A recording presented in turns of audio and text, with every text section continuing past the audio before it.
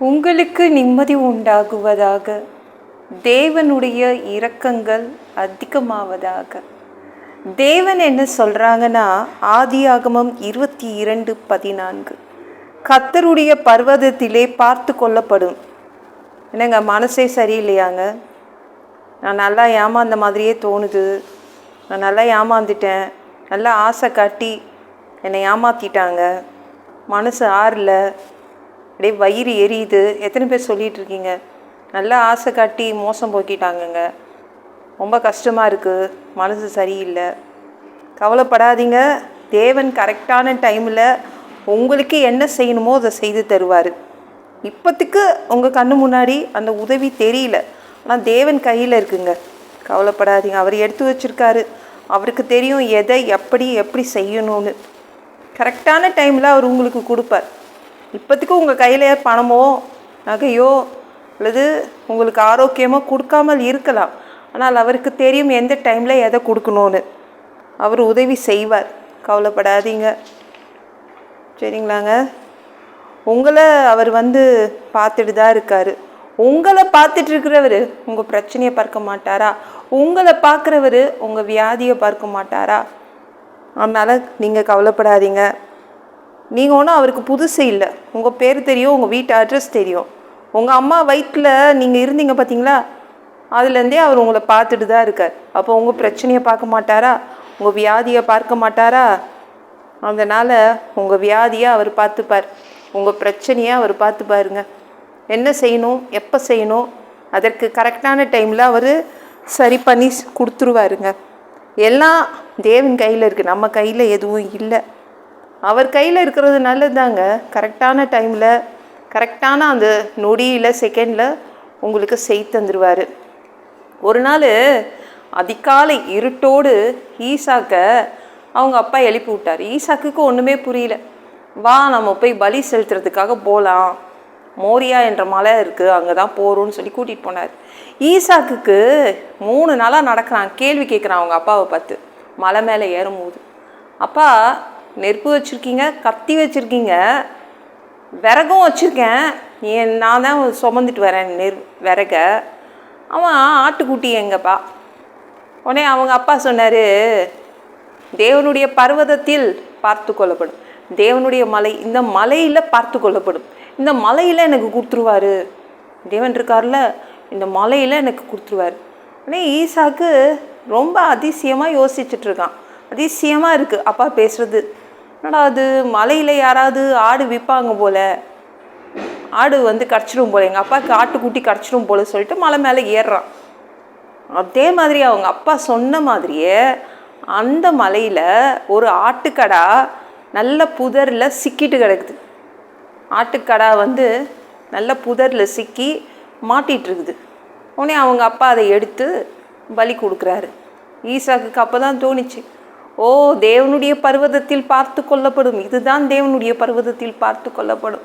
பணமே கொடுக்காம அவங்க அப்பாவுக்கு ஒரு ஆட்டுக்கடா கிடச்சிருச்சு. அப்போ தான் அவன் புரிஞ்சுக்கிட்டான் தேவனை பற்றி.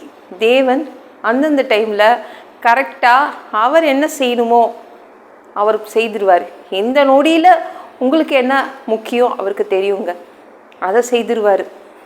அடுத்த நொடியில் அவருக்கு உங்களுக்கு எது முக்கியம்னு அவருக்கு தெரியும். உதாசீனப்படுத்த மாட்டார், அலட்சியம் பண்ண மாட்டார், கரெக்டாக செய்வார். மனுஷங்களை நம்பி ஏமாந்தவங்கெல்லாம் பயப்படாதீங்க, உங்களுக்கு அவர் செய்து தருவார். அவர் மேலே நம்பிக்கை வைங்க. மனுஷனை நம்பி எத்தனை பேர் இன்றைக்கி மனசு சரியில்லாமல் உட்காந்துட்ருக்கீங்க. ஏமாந்துட்டேங்க, ஆசை காட்டி நான் மோசம் போக்கிட்டாங்க, மனசு ஆறல, வயிறு எரியுது, எத்தனை பேர் சொல்லிகிட்டு இருக்கீங்க. தேவனை நம்புங்க. அவர் அந்த கரெக்டான டைமில் கரெக்டான நொடியில் உங்களுக்கு அந்த நன்மையை காட்டுவார், அந்த பிரச்சனையை சரி பண்ணுவார். பயப்படாதீங்க, தேவனை மட்டும் நம்புங்க, சரிங்களா?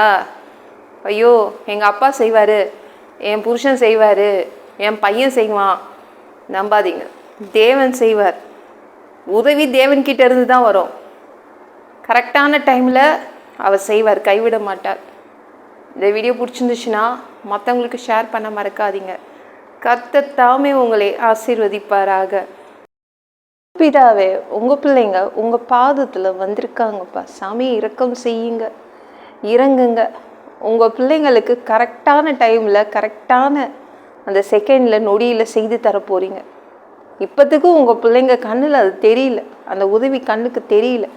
ஆனால் நீங்கள் கரெக்டான டைம் வந்து உங்கள் பிள்ளைங்க வாழ்க்கையில் என்ன செய்யணுமோ அதை செய்து தந்துடுவீங்க. நன்றி அப்பா. உங்கள் பிள்ளைங்களை நீங்கள் கைவிட மாட்டீங்க, அலட்சியப்படுத்த மாட்டீங்க. நன்றி. எல்லாம் பொல்லாத பிசாசுக்கு, ஏவல்கள், மந்திரங்கள், தற்கொலை ஆவிகள், பயத்தின் ஆவிகள், பலவீனப்படுத்துகின்ற ஆவிகள் எல்லாம் இயேசு என்ற பெயரினை கொண்டு துரத்துகிறேன். ஓடிப்போ. உங்கள் பிள்ளைங்களை இரத்த கோட்டிக்குள் மறைச்சிக்கோங்க. பரிசுத்த ஆவியால் நிரப்புங்க. ஞான ஸ்நானம் எடுக்கணும். ரட்சிப்பீராக. இயேசுவின் காயப்பட்ட தழும்புகளால் எல்லா வியாதிகளும், எல்லா பலவீனங்களும், கேன்சர் போன்ற வியாதிகளும் சரியாகுவதாக. மரணப்படுக்கைகள் சரியாகுவதாக. பரம்பரை வியாதிகள் சரியாகுவதாக.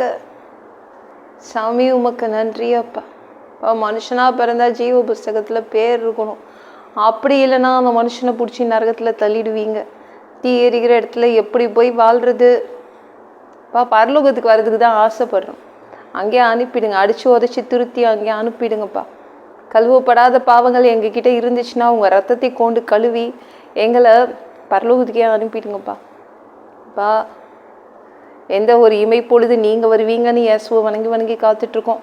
இப்போ சுத்தமாக வாழ்ந்து காத்துட்ருக்கோம். அந்த ஒரு இமை பொழுதில் உங்களுக்கு ஒப்பான ஒரு உடம்பு எங்களுக்கு கொடுக்கப்படும். அதை பெற்றுக்கொண்டு மதிய வானத்தில் உங்களை பார்க்க, உங்களை சந்திக்க வருவோம். அந்த தருணத்தை இழந்துடக்கூடாதுப்பா. எங்களை பரிசுத்தமாக வச்சுக்கோங்க. ஒரு மனிதனால் பரிசுத்தமாய் வாழ்கிறது ரொம்ப கூடாத விஷயம். அதற்கு கூட உங்கள் உதவி கேட்டு தான் வந்திருக்கோம். 7 வருடம் ஆந்தி கிறிஸ்து ஆட்சியில் விட்டுட்டு போயிடாதீங்க. பிசாசு நடத்தும் ஆட்சியில் விட்டுட்டு போயிடாதீங்க. இந்த பூமியின் சொந்தக்காரராக, இந்த பூமியின் ஓனராக வருவீங்க. இந்த பூமிக்கு வந்து 1000 வருடம் தங்குவீங்க, ஆட்சி செய்வீங்க. அந்த ஆட்சியின் கீழ் வாழ நாங்கள் ஆசைப்படுறோம். எல்லாவற்றையும் ஒப்பு கொடுக்குறேன்ப்பா. ஏசி முழிச்சவன் கிளம்பிடாவே. ஆமென். நாளைக்கு பார்க்கலாம்.